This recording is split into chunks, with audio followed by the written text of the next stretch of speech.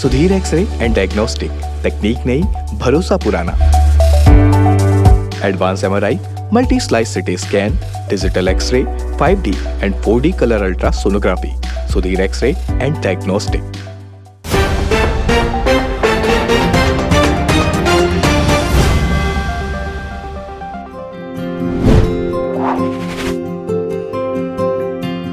नमस्कार दर्शकों, मैं हूं मयंक चतुर्वेदी और आप देख रहे हैं तीरंदाज किस्सा कमाल। ये हमारा वो प्रोग्राम है जिसमें हम आपको ऐसे किस्सों से अवगत कराते हैं जो हमें न केवल रोमांचित करते हैं बल्कि हमें उस ताकत का एहसास कराते हैं जिसको हम समझते तो हैं लेकिन उसको महसूस कर सकते हैं केवल। यानी हमारे सामने वो कभी ताकत दिखाई नहीं देती है लेकिन वो अपनी ताकत समय समय पर हमें उसका एहसास कराती है। इसी कार्यक्रम के तहत आज हमारे साथ हैं दुर्ग जिले के एसएसपी श्री डॉक्टर अभिषेक पल्लव जी। आपको बता दें कि अभिषेक जी 2013 के आईपीएस हैं। उन्होंने एक लंबा समय दंतेवाड़ा जैसे एक ऐसे जिले में बिताया है जो बहुत नक्सल प्रभावित जिला माना जाता है और इस जिले में आम आदमी तो छोड़िए, पुलिस को भी बहुत संभल करके अपने कामकाज को निपटाना होता है। उन परिस्थितियों में भी अभिषेक जी ने जिस तरीके का काम किया है वो पूरे प्रदेश के लोग जानते हैं, बल्कि कई मामलों में प्रदेश के बाहर भी उनके कामों की प्रशंसा हुई है। आज हम उन्हीं से शुरुआत करते हैं किस्सा कमाल की, और वो अपने जीवन का एक ऐसा किस्सा बताएंगे जो निश्चित तौर पर न केवल आपको रोमांचित करेगा बल्कि उस दैवीय शक्ति के बारे में आपकी आस्था को और आपके विश्वास को मजबूत भी करेगा। तो आइए सीधे हम मुखातिब होते हैं डॉक्टर अभिषेक पल्लव जी से। मैं आपको एक कहानी दंतेवाड़ा से ही बताना चाहूँगा, जहाँ पर ये घटना 30 नवंबर 2018 की है। 30 अक्टूबर 2018 की है। विधानसभा चुनाव यहाँ 11 नवंबर को था दंतेवाड़ा में। उसके पहले दूरदर्शन की एक टीम आई हुई थी, जो कुछ बूथ ऐसे थे जहाँ पहली बार चुनाव होना था। उसको कवर करने के लिए दिल्ली से दूरदर्शन की टीम आई थी। उनके जो मेन एडिटर थे वो मेरे ही जिले बेगूसराय के थे। तो उन्होंने मुझे कहा कि नीलावाया करके अति संवेदनशील नक्सली ग्राम पंचायत है जहाँ पे पहली बार बूथ लगने वाला था, चुनाव होने वाला था। वहाँ के लोग मतदान करने वाले लोगों में बहुत उत्साह था। उसके पहले कभी वहाँ बूथ नहीं बना, कभी मतदान नहीं। वो आसपास के 5-6 हजार लोगों ने कभी मतदान नहीं किया था। 5 से 6 बूथ अति संवेदनशील नक्सल क्षेत्र। तो उन्होंने कहा कि सर पहली बार बूथ लग रहा है, हम वहाँ जाके कवर करना चाहते हैं। मैंने उनको बताया कि 2 दिन पहले भी वहाँ एक टीम गई थी तो उनके ऊपर धनुष बाण से हमला हुआ था, तो वहाँ जाना थोड़ा खतरा है। उन्होंने कहा नहीं, हम जाना ही चाहते हैं। हमें दिल्ली से बताया गया है कि बूथ कवर करना है, भारत सरकार की मंशा है। तो जब वो आए तो फिर हमने कहा कि यहाँ की आराध्य देवी दंतेश्वरी मैया है, क्योंकि हम अति संवेदनशील नक्सल क्षेत्र में कवर करने जा रहे हैं, यदि आपकी मंशा भी है तो मंदिर में माथा टेक के ही चलते हैं, माता का आशीर्वाद रहेगा तो हमें निश्चित रूप से सफलता मिलेगी। तो हम दूरदर्शन के 3 लोग थे, तो उसमें जो 2 मेरे साथ मंदिर में गए और कैमरामैन पहले निकल गया कवर करने के लिए, क्योंकि पहले उनको रास्ते में शॉट और बाकी चीज़ें लेनी थी। जैसे ही हमारी टीम नीलावाया गांव के पास पहुंची, मुझे अचानक फ़ोन आया कि डीजीपी सीआरपीएफ आने वाले हैं। और नीलावाया गांव से जस्ट 5 मिनट के अंतर पर मैं वहां से पैदल मैंने अपनी गाड़ी से वापसी कर दी और मैंने एक सब इंस्पेक्टर को प्रभार दे के कहा कि आप इनको जाके उस बूथ का दिखाएं। और पूछा कि दोनों तरफ फोर्सेस लगी हैं, पूरी फोर्स लगी हुई थी। जैसे ही मैं वापसी किया 5 मिनट की बात ही मुझे मालूम चला कि फ़ोन आया कि फायरिंग हो रही है। फायरिंग हो रही है मालूम चलने पे मैं काफ़ी ये हो गया। मेरे साथ केवल 8-10 लड़के थे। मुझे मालूम था नक्सली जब भी एम्बुश लगाते हैं 50-100 की संख्या में रहते हैं, हमेशा बहुत खतरा रहता है। लेकिन जिन लोगों को मैं छोड़ के आया अपने भरोसे पर, उनको मैं अकेला नहीं छोड़ सकता। मैं 10 लोगों के साथ में वापस हुआ। हम लोग पैदल वहाँ घटनास्थल पहुँचे। अंधाधुंध फायरिंग चल रही थी। हमारा 2 सिपाहियों को गोली लग चुकी थी। एक सब इंस्पेक्टर की जो है वो नक्सलियों ने हत्या कर दी थी। एक दूरदर्शन का जो कैमरामैन जो पहले निकल गया था उसको गोली लग गई थी और वो जो है वो भी शहीद हो गया था हमारे सब इंस्पेक्टर के साथ।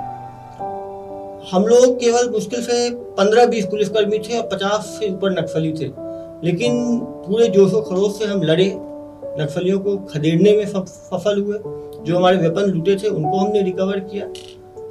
और जब ये घटनाक्रम पूरा हुआ, बहुत ही भावनात्मक था मेरे लिए। खुद मीडिया के सामने मुझे रोना सा आ गया। और नक्सलियों को ऐसा लगा कि एसपी कमज़ोर है, लेकिन जो देवी की शक्ति जो का प्रभाव था कि उसके बाद जितनी घटनाएं, उसके बाद अगले 3 साल में 50 से ज़्यादा माओवादी मारे गए, पूरे इलाके में शांति रही। और देवी का ऐसा आशीर्वाद था कि जो भी लोग उस दिन मंदिर में गए थे, दूरदर्शन के 2 आदमी और मैं, हम लोग सब सुरक्षित रहे। तो कहीं ना कहीं मुझे लगा कि कैमरामैन भी मंदिर गया होता, उसे भी देवी का आशीर्वाद मिला होता, तो वो भी शायद जीवित होता। तो निश्चित रूप से आस्था में बहुत ताकत है, देवी में बहुत, जो एक कोई ना कोई ताकत है जो हमें प्रोटेक्शन दे रही है, जो हमारे लिए अच्छा चाह रही है। और निश्चित रूप से जो आस्था है वो हमें शांति देती है, हमें सबल देती है, सही चीज से लड़ने के लिए हमें इच्छा शक्ति देती है, और एक शक्ति देती है कि हो सकता है कि सही रास्ते पर कुछ हमें सेटबैक्स मिले, लेकिन यदि हम सही रास्ता अपनाएंगे तो निश्चित रूप से सफलता मिलेगी। जो जन कल्याण के लिए कार्य है उस उद्देश्य से यदि हम करेंगे तो ईश्वर का भी साथ रहता है। तो ये कहीं ना कहीं है कि जब हम बहुत ही विपरीत परिस्थितियों में रहते हैं तो अपनी इच्छा शक्ति के साथ ईश्वर का आशीर्वाद भी बहुत जरूरी है। तो उस दिन ये मैंने देखा कि मेरी आंखों के सामने 2 लोग की शहीद डेड बॉडी हमने निकाली, 2 घायलों को हमने बचाया, लेकिन कहीं ना कहीं देवी का आशीर्वाद था उस दिन कि हमारे जो 10 से 15 लोग थे सब सुरक्षित आए। नहीं तो नक्सलियों के एम्बुश से निकलना संभव नहीं है। हो सकता है बड़ी घटना होती, 10 से 15 लोग शहीद हो गए होते। तो वो क्षेत्र शहरी पुलिसिंग हो या वो आपका नक्सल क्षेत्र हो, हर जगह लोगों की आस्थाओं का ख्याल रखना। हर सेक्शन का अपना एक देवी होती है।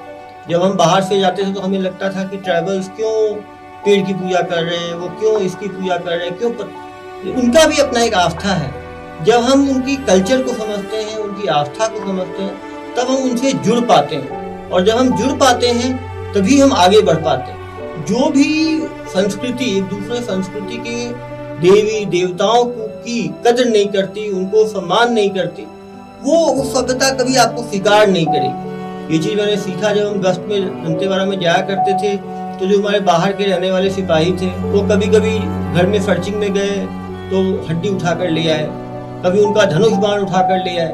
उन सब के लिए उनकी धार्मिक आस्था थी। तो अब हमने उस चीज को सीखा कि कैसे उनकी आस्थाओं का ध्यान रखा जाए। और जब जब हमने उनकी आस्थाओं का ध्यान दिया, उनकी कुल देवी के, उनके गांव की देवी का, उनको उनके परमिशन लेके गांव में घुसे, तब तक मैंने देखा सुरक्षा बल भी सुरक्षित रहा, गांव का भरोसा भी हमें मिला, और हम नक्सलियों को ढकेलने में सक्सेसफुल रहे। तो उस घटना ने मुझे ये सिखाया कि आदमी केवल वेपन से ताकतवर नहीं होता। वेपन तो हमें लगता है कि हमारी रक्षा कर रहा है, लेकिन जो सबसे बड़ा वेपन है वो ईश्वर का वेपन है, वो सच्चाई का रास्ता है, वो एक जन कल्याण का रास्ता है। जिसको हम फॉलो करेंगे तो निश्चित रूप से ईश्वर ही हमें रास्ता दिखाएगा भी और हमें सही रास्ता पर लेके भी जाएगा। उस जो दृश्य था जिसमें 100 थे या 50 थे, कितने नक्सली थे, और आप जो 10-15 की जो टीम थी, उस दौरान का दृश्य अगर आप बता पाए कि कितनी कहाँ से गोलियां चल रही थी और आप लोग कैसे उसमें सुरक्षित हुए थे। रोड के इस तरफ हम लोग थे, रोड के जस्ट उस तरफ नक्सली थे। एक केवल 5 फीट के रोड का अंतर था। नक्सलियों की तरफ से अंधाधुंध गोलीबारी हो रही थी। जिस पेड़ का हम आड़ लिए हुए थे, पेड़ के ऊपर कम से कम 10 से 15 राउंड जो है वो पेड़ के अंदर धसे हुए थे। सभी मीडिया बंधु वहाँ काफी देर के आप पहुंचे थे, उन्होंने घटनास्थल को देखा था। काफी गोंडी में जो लोकल भाषाएं थी उसमें वो गालियां दे रहे थे, उसमें वो डरा रहे थे, उसमें वो इस तरह का नृत्य कर रहे थे कि ऐसा लग रहा हो कि वो हमारे ऊपर पूरी तरह से डोमिनेट करना चाहते हैं। तभी मुझे समझ में आया कि साइकोलॉजिकल वारफेयर है और इसमें ईश्वर की शक्ति का बहुत बड़ा योगदान है। यदि हम अंदर से कॉन्फिडेंट रहते हैं कि भगवान हमारे साथ है, जीत हमारी होगी, तो वो एक कॉन्फिडेंस एक लीडर में झलकता है जो नीचे तक जाता है। तो कहीं ना कहीं व्यक्ति को कभी भी ईश्वरीय शक्ति के ऊपर जाने की कोशिश नहीं करनी चाहिए। जब आदमी विपरीत परिस्थितियों में पहुंचता है तो फिर ईश्वर आदमी को याद आता है, ईश्वर ही आदमी को प्रोटेक्ट करता है। तो कहीं ना कहीं मैंने देखा है फोर्स के अंदर, सिक्योरिटी फोर्सेस के अंदर, आप किसी भी दंतेवाड़ा में कैंप पे जाएं, आपको एक चीज दिखेगी तो हर जगह आपको जो है धार्मिक एक स्थल मिलेगा। तो कहीं ना कहीं हम परिवार से जब हम अलग रहते हैं तो हमें दैविक शक्ति जो है हमें जोड़ के रखती है। उस दिन का माहौल मैंने देखा कि नक्सलियों को इतने आवाज़ करने पर, इतनी फायरिंग करने पर भी, क्योंकि एक आस्था का सपोर्ट था सभी सिक्योरिटी फोर्सेस में, सबको एक दूसरे पे भरोसा था। जो निचले क्रम के कर्मचारी थे उनको लगा कि पुलिस अधीक्षक खुद अपनी कम फोर्स होने के बाद भी आए हैं वापस, तो हमें लड़ना है। तो एक जोश, एक जो मोमेंटम होता है वो पुलिस फोर्स की तरफ था। और जब आप जोश से लड़ते हैं, जब आप विश्वास से लड़ते हैं, तब विपक्ष को जो है घुटना टेकना ही पड़ता है। और यही कारण था कि इनिशियल कैजुअलिटी होने के बाद भी हम कम संख्या में उनको खदेड़ने में सफल हुए। जब आप वहाँ पहुँचे तो वहाँ क्या बाकी के जो पुलिस के जवान थे उन पर कोई पहले दहशत थी और आपके जाने के बिल्कुल बाद? काफ़ी दहशत में थे, क्योंकि 2 कैजुअलिटी उन्होंने सामने देखी, एक कांस्टेबल की, एक सब इंस्पेक्टर की, एक मीडिया कर्मी जो है वो मारा जा चुका था। तो कहीं ना कहीं एक मातम का माहौल था, एक डेस्परेशन का माहौल था। लोगों को ये था कि हम कम संख्या में हैं, कुछ देर में हमारे एम्यूनिशन खत्म हो जाएंगे, फिर नक्सली हमें पास में आके मार डालेंगे।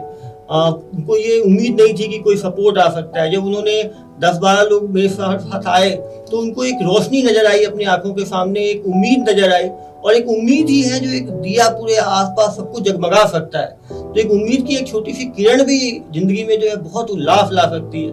और एक नई ऊर्जा के साथ जो बचे हुए सिपाही थे, उन्होंने ये सोचा कि हमारे पुलिस अधीक्षक आए हैं तो हमें लड़ना है, जोश से लड़ना है। और उन्होंने पूरे जोश खरोश से लड़ा। और जो जोश है वो एक कम संख्या में भी विपक्ष को जो है कर सकता है। और नक्सली जो है उनके पूरी तरह से पैर वहाँ पे उखड़ गए और उनके दांत हमने खट्टे कर दिए। बहुत बहुत धन्यवाद पूनम जी। जैसा कि आपने सुना कि ये जो किस्सा है, आप इस किस्से को सुनते हुए जब भी आप इसको सुनेंगे तो आप इसको बीच में रोक नहीं सकते, क्योंकि इसमें जो रोमांच है, इसमें जो विश्वास है, इसमें जो आस्था है, वो किसी और किस्से में मिलना बड़ा मुश्किल होता है। और हमको पूरा भरोसा है कि ये किस्सा अभिषेक जी के जीवन का सबसे महत्वपूर्ण किस्सा होगा। और जो ये लाइफ का किस्सा है, हम ऐसे ही और भी रोमांचक किस्सों से आपको रूबरू कराते रहेंगे। आज के लिए बस इतना ही। नमस्कार।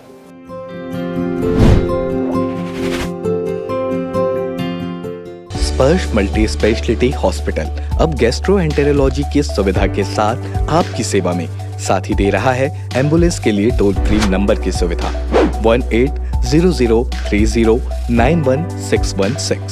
स्पर्श मल्टी स्पेशलिटी हॉस्पिटल, एक एहसास अपनेपन का।